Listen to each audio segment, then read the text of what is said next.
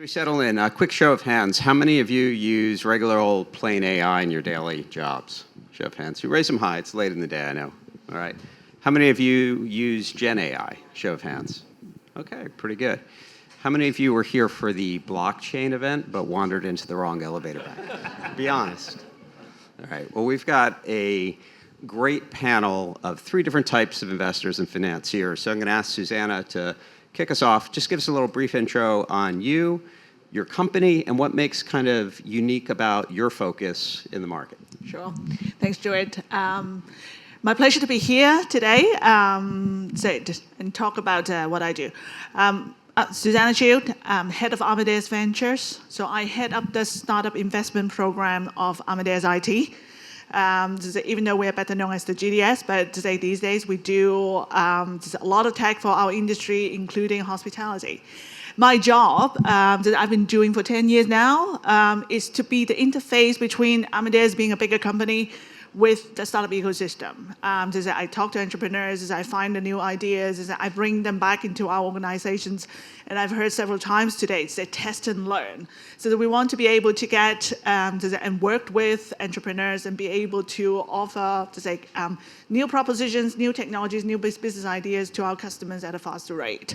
So strategic investors is that we only invest if we can add value into the startup. Corporate venture investor. Some parallels. So Rikhil, I'm a investor at Tarsadia Investments. I head up our software and financial technology practice, where we spend a significant amount of time in the travel and hospitality space.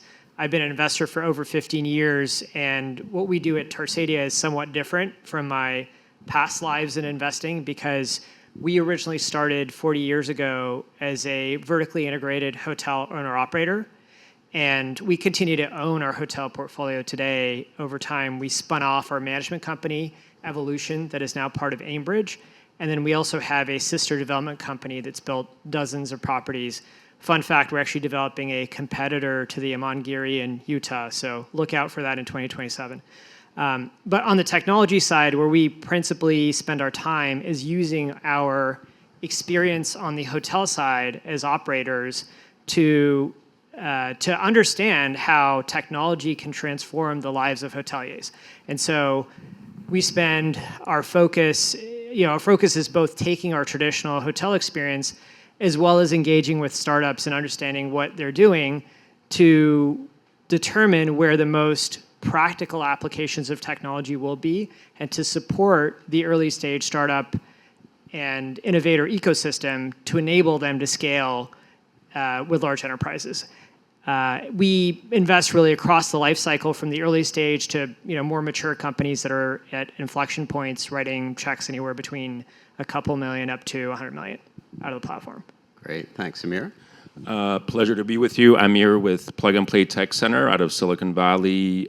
We also invest in startups, not exclusive to travel, but across 20 different industries. One of them happens to be travel and hospitality. We also work with about 650 corporations, and we become an extension of their innovation and digital teams.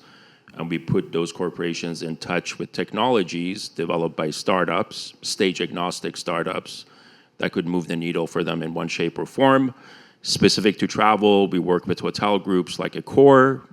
We work with airlines like Singapore Airlines. We work with airports like Changi. We work with TMCs like CWT and about 20 other suppliers in the travel industry. I'm Roopak Pati. I'm a managing director at Oppenheimer. Oppenheimer is a large 3,000-person investment bank, publicly traded, that does everything across financial services. I specifically focus on our travel technology vertical. I came from corporate development at Expedia many years ago, and now I advise companies on going public, selling their business, or for large travel technology companies on buying smaller businesses. Great. So why don't we set the stage before we jump in? I don't think it's too provocative to ask the question of, why are we all here? Why are you here? And no, I'm not referring to how your parents met romantically. I'm sure it's a lovely story. Alcohol, hopefully not involved. But we're here because the reality is the existing legacy systems have failed, right? if they worked, we wouldn't have the same pain points, and we wouldn't be here. So I think the reason we're all here is we see an opportunity to move forward in a way that traditional systems can't. So I want to ask the question, where is value being created now? Who is capturing it? And who do you think will win, let's say, over the next 1 to 2 years or 3 to 5 years? And I think next year we need like the game show things where people can buzz in, but whoever would like to kick us off? From our side, if we're talking about Gen AI still, I don't think anybody wants to talk about Gen AI anymore at this point. So as it relates to innovation in Gen AI, we see a lot of the value actually being created in-house, not necessarily with startups that are offering scalable solutions to large enterprises.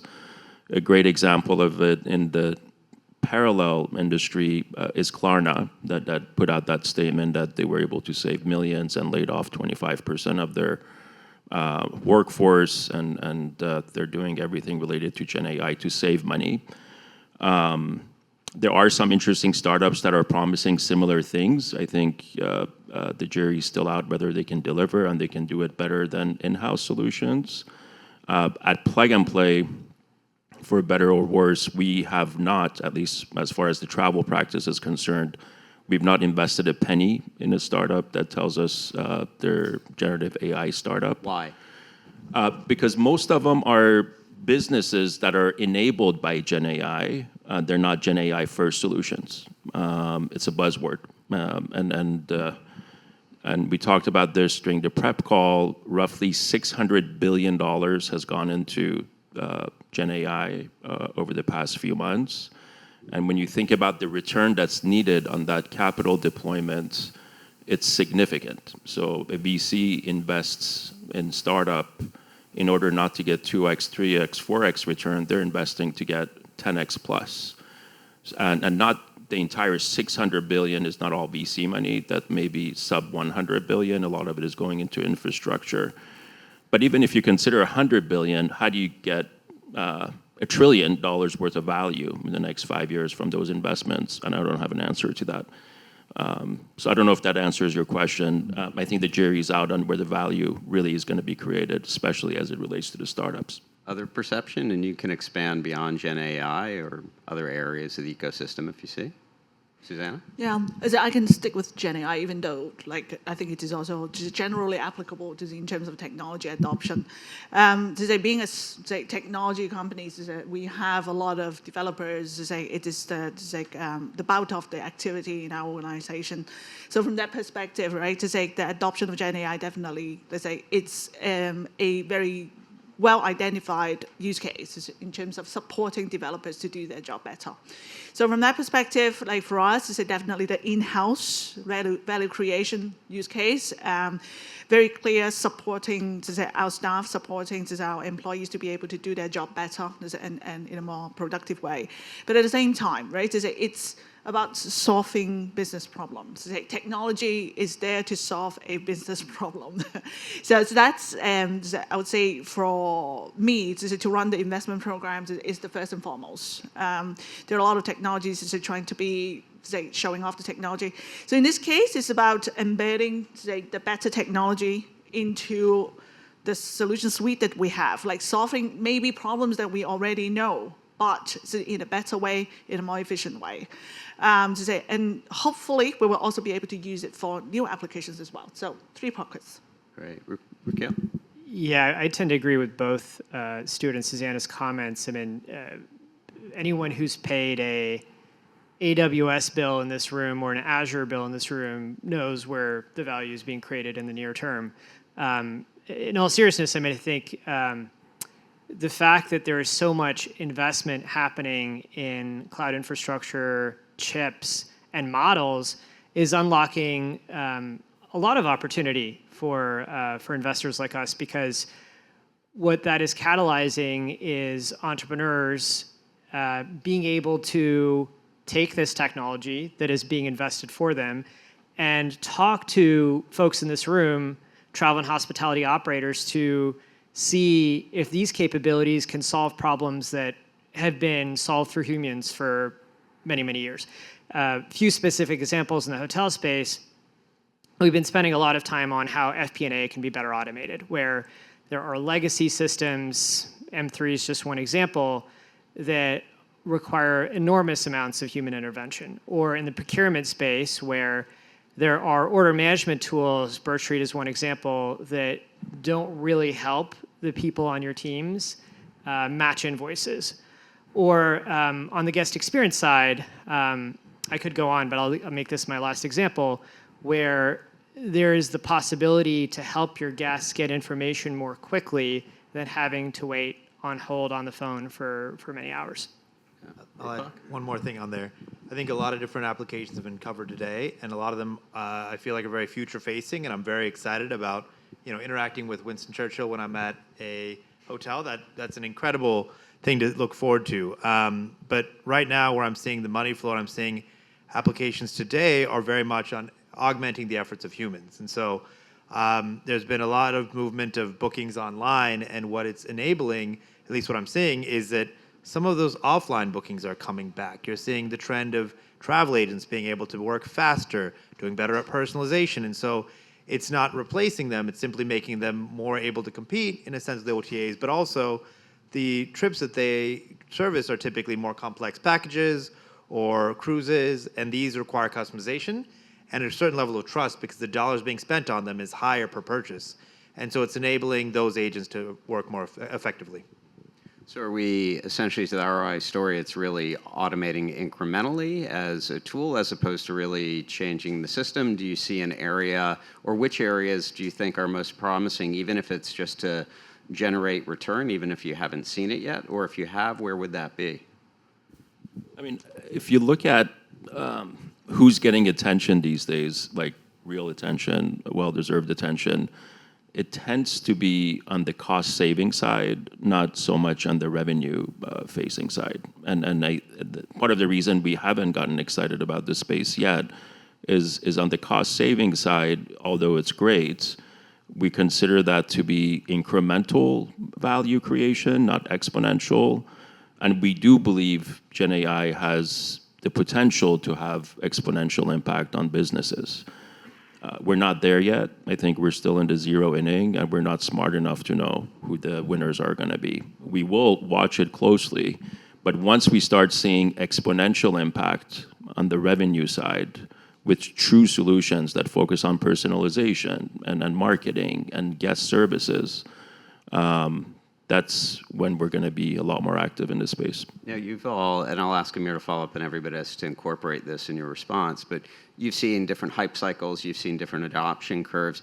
Is that 12 months out? Is that 24 months out? When do you think you start seeing it? I don't mean that it's a critical mass, but when do you think it potentially is? I think we're maximum, I would say, 12 months out from the capital getting diverted again.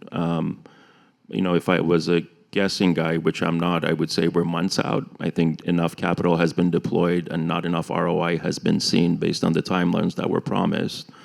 And VCs are impatient. They don't have the patience to wait 5 years to see if this experiment is going to work out or not. The thing I will add is this, whatever you want to call it, bubble, is very different than the dot-com bubble. Things got so crazy back in the late 90s and early 2000s, for those of you who remember, that I remember startups were getting valuation not based on their business model or the market they were going after. They were literally getting valuations based on how many engineers they had. So if you had 100 engineers signed up, you would get a certain valuation. If you had 2 engineers signed up, even though it was a brilliant business, your valuation would be in the dumpster. I don't think it's that crazy, but I think there's a lot of experimentation going on, valid experimentation. But again, we're still in this inning 1. Yeah, I saw, I'll go to Roopak next. I saw you nodding when he was talking about the timeline. I didn't see you quite reach for your wallet and checkbook, though, so. Yeah, like I said, I'm excited about all of the ideas and what's happening, but timeline for implementation is generally slower than people expect. And to Amir's point, VCs are not the most patient. And so, a lot of where I see the money going is still hotel software or marketplace models have been around for a long time. I think there's a lot of interesting ideas and maybe they're receiving a lot of early stage funding, but those big dollars are going to come when people feel very convinced. And right now, a lot of that time that they're convinced is when they already see profitability. And most companies that are focused on Gen AI are very far from profitability. Suzanna? Yeah, and I'm on the cheering team for Gen AI startups and funding. At the moment, I'm working on a case, Gen AI first, Gen AI native startup. I hope to be able to announce that investment before the end of the year. Use case is where values is being generated. Not that I think throughout today we've seen a lot of discussion around conversations. Right? So I think that's a very well defined. So once again, very good use case.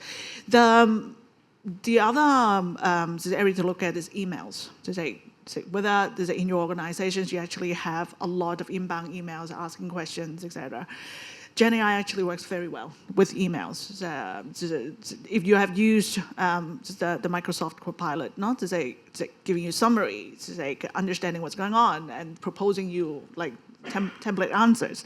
So applying those formulas into the specific travel environment, I would say those are the low-hanging fruits that we are seeing pretty matured experiments. Right. And Rikhil, you see across a couple different areas of your business. Do you see it being the same as everybody else? Is it a little different depending on the area from your view?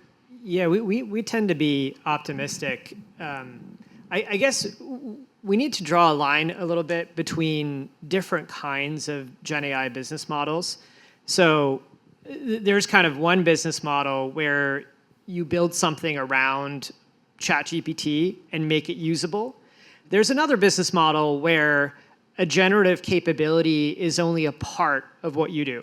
So to make this real, let's take the example of accounting. There's a general ledger, that's software. There is recognizing invoices and ingesting data, that's generative AI. There's paying those invoices, that is payments. And then there is managing all the information, that's data. Within that accounting solution, there's 4 different business models here, all that could be monetized separately or together. And so that is what we're excited about, where generative AI is a component of your solution and it makes solving a business problem like hotel accounting much better than incumbent solutions, to the point where folks in this room may even consider adopting a platform or displacing an incumbent platform. So advantage startups, advantage large enterprises, a little bit of both. They each need each other. How do you see it playing out this cycle with this technology? Short term, again, we see most of the value being created on the enterprise side. Long term, I think it's weird because, given what Microsoft is doing with OpenAI, we're in a new paradigm. Being at the cutting edge of new technology with the investment they've made and the level of influence they have. So it's hard to say. I think it's going to be a hybrid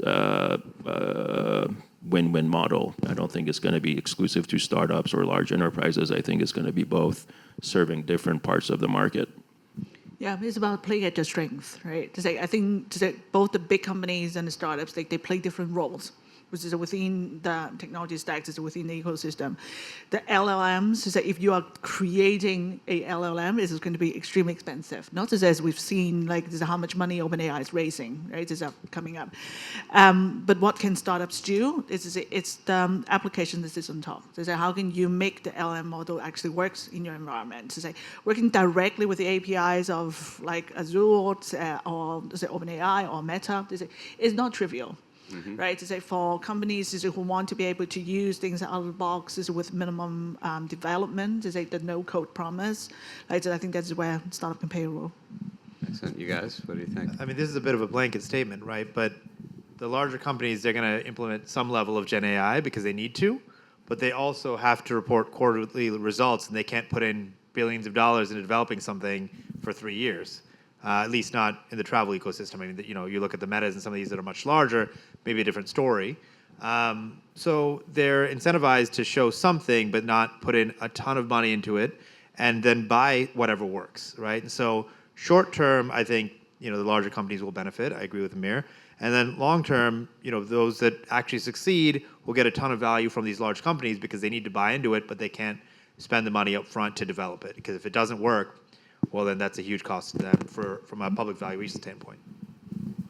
Yeah, I guess to maybe put some numbers around it, our experience has been large enterprise have a 5-10% productivity improvement opportunity right now. The model businesses and hyperscalers and chip businesses have this 10 to 100x opportunity right now.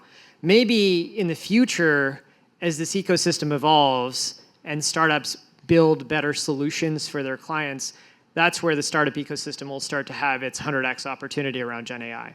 So we're not quite there, but we're getting closer. I'm going to throw a intermission wildcard question that none of the panelists know about, but no, there's no bad answers here, and please don't name names, but what's the craziest idea you heard, and it could be Gen AI, and you're like, wow, that's never going to fucking work.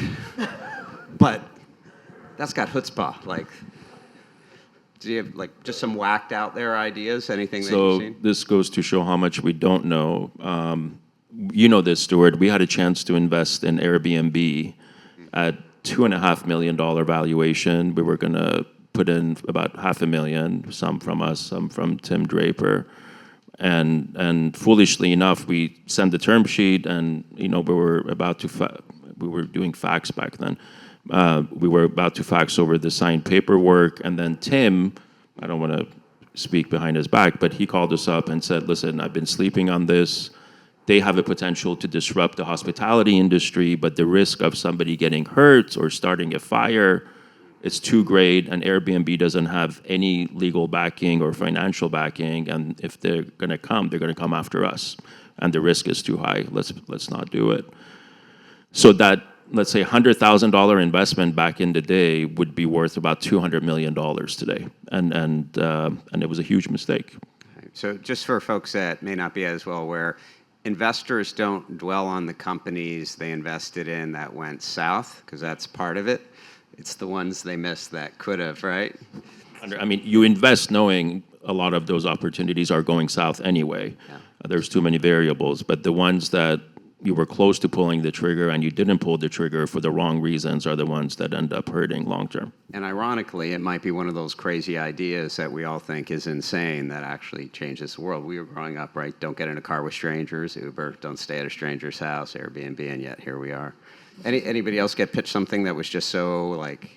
Yeah, I want to find an example that is like ridiculous that we can all have a great laugh. But unfortunately, I'm going to answer this seriously. So the things that we don't think would work are the ones that are too close to just a vanilla ChatGPT question, right? To say if you're building a startup on top of ChatGPT, to say that looks and feels exactly like ChatGPT with a different color, right? And then we've got plenty of those actually. So I'll take that. Yeah. Okay. Typically. So let's go ahead. I was going to say, I mean, the most ridiculous story we've heard is we got pitched by these two guys, Sean and Ruben, in LA, to build a technology company that was also a management company, that was also a property owner, that would build a luxury travel experience in the vacation rental space. And we thought the idea was absurd. And exactly as Suzanna was saying, we started to think about it a bit more. And we realized it's so absurd that it might work. And so now we've led 3 financings into this business. It's the largest luxury vacation rental manager in the US for sure. We've built and are building more than $1 billion of properties across the US because we realized the reason why you need to be vertically integrated is you need the technology and the data to find where there's supply-constrained markets where there's a lot of demand. 2, you need to manage those properties, create a luxury experience. Hotel people in this room know that. Number 3, when there's no supply, in the words of an often misquoted person, if you build it, they will come. We started building those properties, and this vertically integrated model is actually working. And to be clear, Dogecoin was not involved in the transaction. No blockchain involved at all. Yeah. Anything to add? No, I think they've covered it. I mean, I don't think I've seen anything that's particularly ridiculous. But then again, most of the companies we talk to have already received multiple rounds of funding, and so someone thought it was a smart idea, and it's grown. And by the time we get there, Right. Let's talk B2C versus B2B. A lot of the B2C applications seem like, putting kind of a smart chat bot on or search function, and that's it. The other day, some of us were at their ventures meeting, right? Looking at the degree to which it used to be historically travel investors, travel tech investors would eschew B2C because of the customer acquisition costs, and B2B, yet it's kind of come around. So when you look at Gen AI and AI and the opportunities, whether it's a B2C company or it's B2C facing, but B2B, do you guys mind, maybe Suzanna, you could start us off from B2C versus B2B. How do you look? How do you think about it differently, if at all? I think for us, to say Amadeus being Amadeus, is that we are, say, B2B by DNA. And so from that perspective, is that Gen AI or not, I think, yes, it's a B2C, is it the business models, is it the cost structures, is it the difficulties, is it your market competitions would still be the same. So I do not think that is it with, the new technologies, whether there's any change in that dynamics. Amir? So we primarily focus on B2B solutions because we work with these corporations, and that's what they're looking for.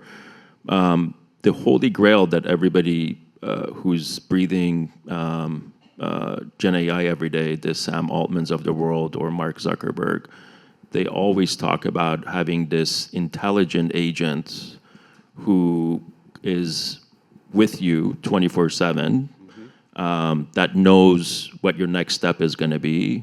And then the next evolution of that is knowing something that you don't know you want and recommending that. That could be across travel, it could be across F&B, it could be across what your kids may want to do on the next vacation. So I think working in that direction and anything that goes into that holy grail, that intelligent agent that could make my life that much better without me having to push a button, that is an area that we would love to be involved with. Anything that goes into making that a reality. That becomes the ultimate meta across everything. Yeah. Yeah, it was interesting. I mean, the conference that some of us were at yesterday, Kevin Jacobs made this very... Just for other folks, that's Hilton's CFO and President of Development. Yeah. Yes, thank you for filling that in, CFO and President of Development. Kevin Jacobs made this very controversial statement where he was like, you got me up here on this panel to talk about, what is it, AI now? Wasn't it blockchain last year? We are a fulfillment business. We want to create great service experiences for our guests. That's what we're laser focused on. Maybe technology helps, maybe it doesn't, but I don't really care as long as it's helping my guest.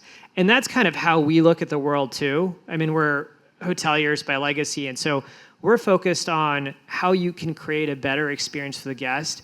And that comes down to the personalization opportunity. Technology could play a part of that, maybe it doesn't. But where it comes into where we're investing, which, on the technology side, we invest in B2B software businesses, is we are recognizing that archaic systems in the travel space now need to respond to the trend of personalization in travel.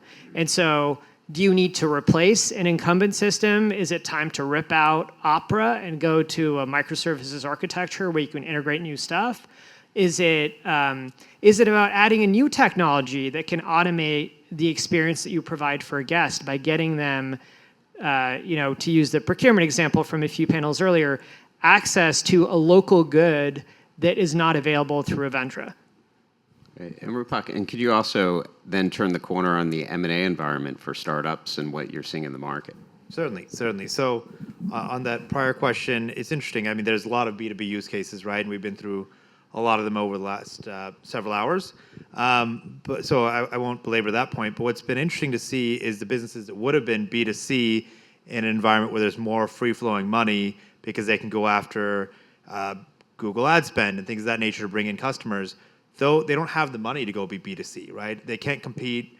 You've got large OTAs spending billions of dollars.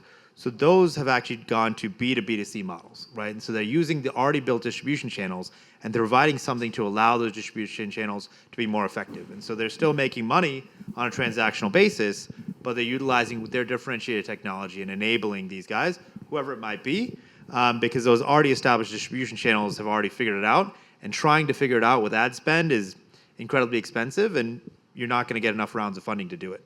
M&A environment is fascinating right now because you're seeing a lot of the larger players very focused on how do I get more EBITDA, right? How do I get profitability? So, while there are still revenue multiples, and particularly on the B2B side, you see plenty of revenue multiples. On the marketplace side, it's primarily based on profitability, which is why you don't see nearly as many transactions as you were a few years ago. And then on the other side of it, you look at the acquirers. And the acquirers, the historical acquirers who've been very active out there, there's a number of them.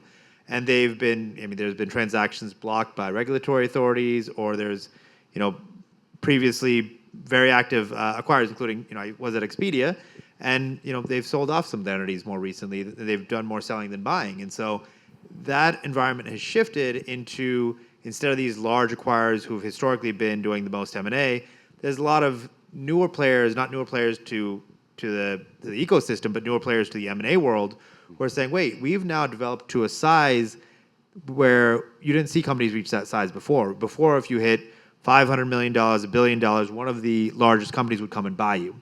Now you've got, privately funded companies that are hitting, $2, $3, $5 billion.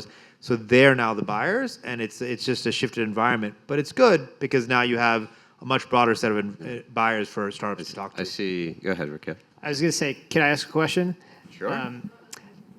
This is a question for Roopak and Suzanna, to put you both on the hot seat.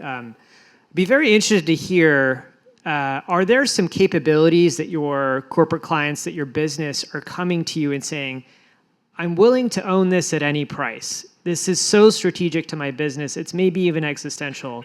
And if you find me a company that has this capability, I need to own it. I think Amir needs to answer that as well, so all three of you maybe. The answer is no. There is nothing that I think at any price any corporation is willing to pay for unless there's a clear ROI and a short-term ROI, I would argue.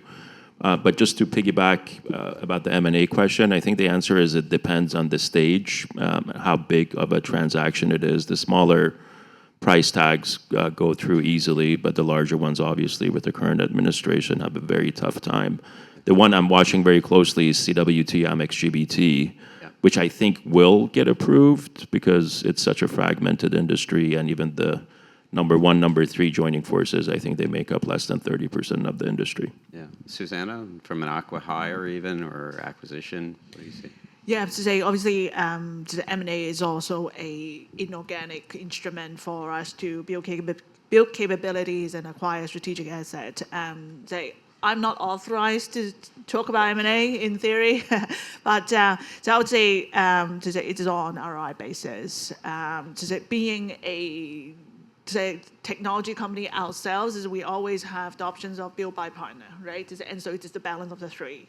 Right, to say when things becomes too expensive, then you would ask is whether you can have other alternatives. Right. One more question, 15 seconds each. Top 2 or 3 highest conviction areas other than pizza and drinks when this all wraps up. We've got one more session after this, so who wants to start? 2 or 3 areas. It could be Gen AI, it could be a broad base. Where do you see opportunity? I don't have specific opportunities, but again, we tend to be more focused on revenue generation than cost savings as it relates to any technology. I think that's where the biggest impact is made in the eyes of enterprise. So we're going to continue to look at those opportunities more closely than cost-saving opportunities. Roopak? Yep. So this is not going to be a new answer. Every large player out there is talking about it, but I think Gen AI will further the efforts towards a connected trip and a truly connected trip, and it's not just flight plus hotel, but flight plus hotel plus activities plus restaurants plus which attractions you're going to actually see, helping you discover that. That true connected trip has been something that people have been after for a long time, and I think this will enable it. Yeah, one area I would like to add is sustainability. So with my programs, with the investment, that is an area that we would like to participate and support as well to our industry. Historically, one of the best performing segments of travel has been hotels. And so we're all in on everything hotel tech, distribution, revenue management, procurement. In all of those areas, we see opportunity for generative AI plus data plus software plus payments. Great. And we got a little bit of a late start, so why don't we take a couple questions, and then somebody give me the hook when maybe let me know when we have one question left. Go ahead, sir. Do we have a microphone we could yeah. And we can share the other microphones up here. It seems to me that where we're at is that we've had the cloud revolution come through the hotel tech stack, the global hotel tech stack, and now along comes AI. And all we're doing at the moment, all the thinking seems to be focused on how do we make our current business models work a bit better? How can we do this a little bit better, that a bit better, save some money here, do that. It seems to me that the technology is so powerful that what's going to disrupt it is that if you've got a hotel with 200 rooms, you've got 20 different systems that don't really talk to each other. They kind of do, but they don't. What we're going to be able to do is to have one database, one AI. That AI will be proprietary. A lot of people sort of worry that, everyone's hotel is going to end up the same. No, everybody's AI is going to reflect their understanding of what a particular group wants to do, right, and wants to experience, and the joy that they're going to experience of being in the hotel. So it seems to me that we're going to end up with a very simple tech stack, global tech stack, maybe very quickly, with just, you've got a data lake of your own, proprietary, you've got your own proprietary AI. That AI eventually will be more valuable than the physical assets of the hotel, because that AI will know how to extract the value out of the hotel. And so I'd be interested in your comments on that, because actually, time frame, because I actually don't think it's much more than 3 to 5 years before this runs its way. I see a lot of head nodding, not much lunch coming back up, which is a good sign. Who wants to jump in? I've never met a hospitality group on the ownership side, management side, that makes things simple. They like to make things harder than they really are. I don't think this will be an exception. Like if you go talk to 5 different brands, each one of them are going to tell you we're different. This is the way we want to do it, not that way. And they're going to try to customize something that doesn't need customization. But coming back to your comment about the data having more value than the assets, I think it's possible. I don't know what the timeline is. I think we're still getting in the zero inning period when it comes to making sense of this data and making it valuable and revenue centric.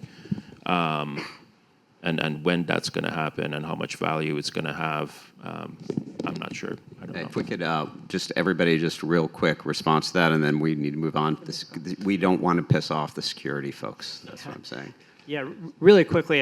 What the brands are always worried about, the reason why they put in all these specific requirements that Amir was talking about, they're worried about becoming a commodity, that you don't want to stay at a Marriott, a Hilton, or Hyatt. You'll just stay at any hotel because the generative AI engine tells you that the nearest place to stay is XYZ property. And so the brands are becoming wise to this, and they're helping owners, operators get access to data that will enable them to use generative AI, which is basically just an execution tool to create a more personalized experience. So long-winded way of saying I completely agree. Susanna? Yeah, and in a way, it is already happening, right? For us, we are already putting natural language on top of the TravelClick BI solution, right? So just abstracting, you don't need data analysts, as we said this morning. Staff, maybe a little bit of training, would be able to start querying data out of BI systems or increasingly multiple systems. I definitely think that we're going to that direction. Thank you for investing the time to share your wisdom and where you invest your money for all of us. So thank you, and we'll go on to the next session.